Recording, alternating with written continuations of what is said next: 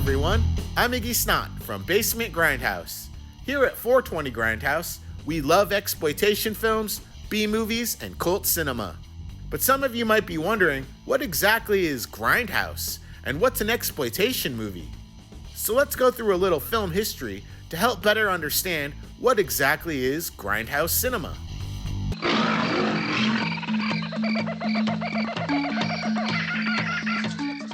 When people hear the word Grindhouse today, many think of Quentin Tarantino or Robert Rodriguez, but that isn't necessarily what Grindhouse is.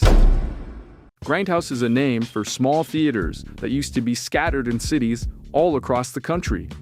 Today, these small Grindhouse theaters are extremely rare to find, as the movie landscape is now dominated by megaplex cinemas with 10-plus screening rooms.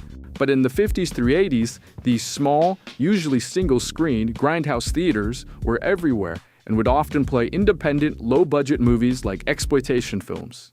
If you were the owner of a small theater, you had a choice: cough up big bucks for the rights to run a major studio movie like Jaws, or spend the same amount of money and get 5 B movies to run in your theater instead. And so these Grindhouse theaters would provide audiences with an alternative, a place where people could watch cult cinema and non-Hollywood studio movies. So Grindhouse isn't a type of movie, but a type of theater that used to play exploitation, B movies, and low-budget cult cinema. Don't push her! Grindhouse theaters were, in a sense, anti-Hollywood, as they most often played films from smaller to mid-sized companies like Canon, AIP, Trauma, or New World Pictures. Now that we've established what Grindhouse means, what exactly is an exploitation film? An exploitation film is a movie that exploits one aspect of cinema, and this exploitation is usually the main focus of the movie. For instance, spaghetti westerns and kung fu films are both considered exploitation genres.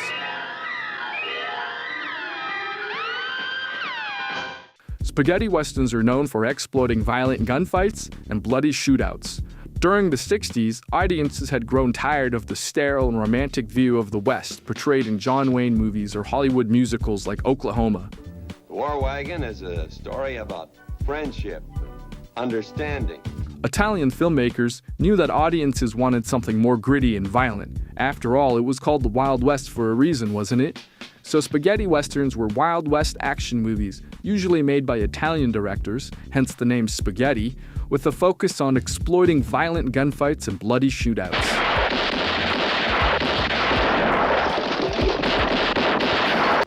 Kung fu films are also considered exploitation.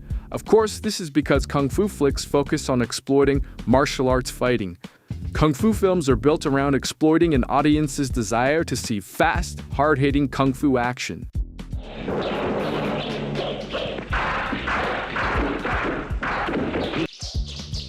For kung fu flicks and spaghetti westerns, the plot didn't matter that much. They were usually a simple revenge setup, but audiences didn't go to these movies for well-written screenplays.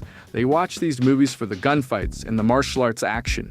Exploitation directors understood this and simply gave audiences what they wanted and completely built their movies around it. What's going on? Who is that?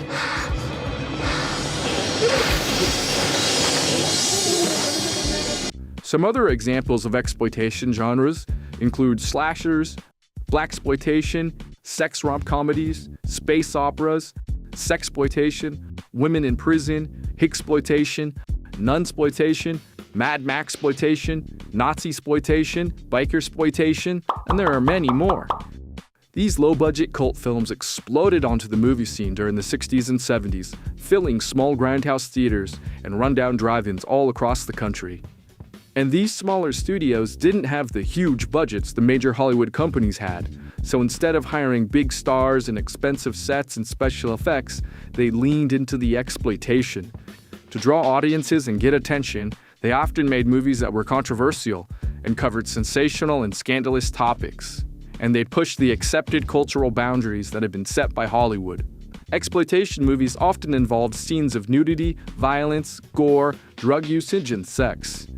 Grindhouse theaters and the exploitation films of the 60s, 70s, and 80s innovated and created new movie genres, many that we still see today, and forever changed the landscape of cinema history.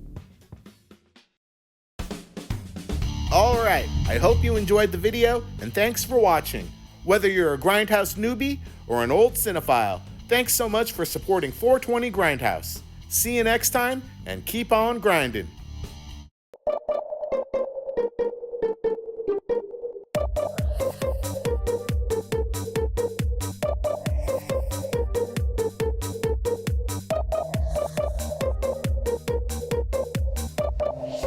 Thanks for watching. See you later.